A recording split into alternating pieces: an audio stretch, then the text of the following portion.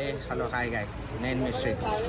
So ఈరోజు వచ్చేసి మా ఊర్లో అటవీ శాఖ వారి పరిధిలో ప్రజాపాలన ప్రగతి ప్రణాళిక పర్యావరణం అటవీ విజ్ఞాన శాస్త్రం సాంకేతిక శాఖ వేడుకలు జరుగుతున్నాయి 1 తారీఖు నుంచి 12 వరకు.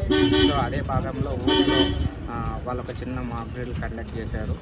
ఫారెస్ట్లో ఇక్కడ హోటల్స్ వాళ్ళ పరిధిలో ఉన్న వాటిల్లో ప్లాస్టిక్ వాడకాల గురించి అవేర్నెస్ కలిగిస్తూ లీటర్ బిలో ఏవి ఉన్నా 2 లీటర్ బిలో ఏవి ఉన్నా ప్లాస్టిక్ వస్తువులు, కూల్ డ్రింక్స్ అయినా వాటర్ బాటిల్స్ అయినా వాటిని అమ్మకూడదు అని, ఇంకా ప్లాస్టిక్ వాడకుండా చర్యలు తీసుకోవాలి అని అవేర్నెస్ కల్పిస్తూ ఒక చిన్న ప్రోగ్రామ్ కండక్ట్ చేశారు. సో అదేవిధంగా మనం కూడా ఇక్కడ వచ్చి పార్టిసిపేట్ చేస్తాం. సో నాతో పాటు మీరు కూడా జాయిన్ కండి, మీరు కూడా ప్లాస్టిక్ ఉపయోగం తగ్గించండి.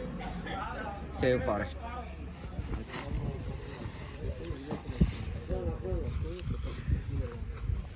సో చూసారుగా గైస్, మా ఊర్లో క్లీనింగ్ ప్రోగ్రామ్ ఎలా జరుగుతుందో. సో ఎక్కడెక్కడి నుంచో యాత్రికులు వచ్చి వాళ్ళు వాడిన ప్లాస్టిక్ ఎక్కడంటే అక్కడ వేయడం వల్ల సో ఈరోజు ఎన్ని కష్టాలు వచ్చాయి. ఇవి డైరెక్ట్లీ ఇక్కడ ఉన్న లోకల్స్కి ఇబ్బందిగా కలుగుతుంది, అండ్ మెయిన్గా యానిమల్స్కి, ఫారెస్ట్లో ఉన్న యానిమల్స్కి ఇబ్బందిగా ఉంది. సో ఫారెస్ట్ టీము అండ్ ఊరు వాళ్ళు అంతా కలిసి ఈ క్లీనింగ్ ప్రోగ్రామ్ చేస్తూ ఉన్నారు. అండ్ మీరు కూడా ఎవరైనా శ్రీశైలం వచ్చే వాళ్ళు ఉంటే ప్లాస్టిక్ అనేది పూర్తిగా తీసుకురావడం బంద్ చేయండి. అండ్ ఒకవేళ తీసుకొచ్చినా కూడా మీ వెంటనే ఒక క్యారీ బ్యాగ్ ఏదో ఒకటి యూజ్ చేసి అందులో వేసి, ఫారెస్ట్ చెక్ పోస్ట్ కాడ ఒక డస్ట్బిన్ ఉంటుంది, మధ్యలో కూడా డస్ట్బిన్లు ఉంటాయి. సో అందులో మాత్రమే వేయండి.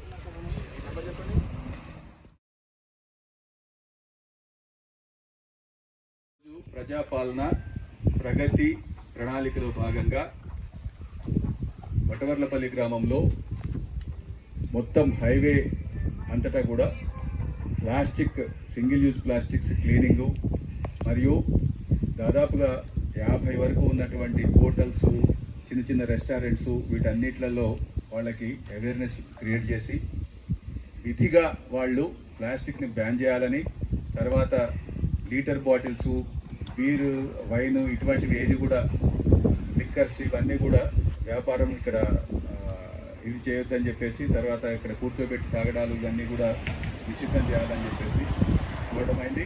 తర్వాత వాళ్ళ క్యాంపస్ పరిధిలో ఎటువంటి సింగిల్ యూజ్ ప్లాస్టిక్స్, కవర్లు ఇవన్నీ పడకుండా చూసుకోవాలని, వీటిని అడవి జంతువులు తిని చాలా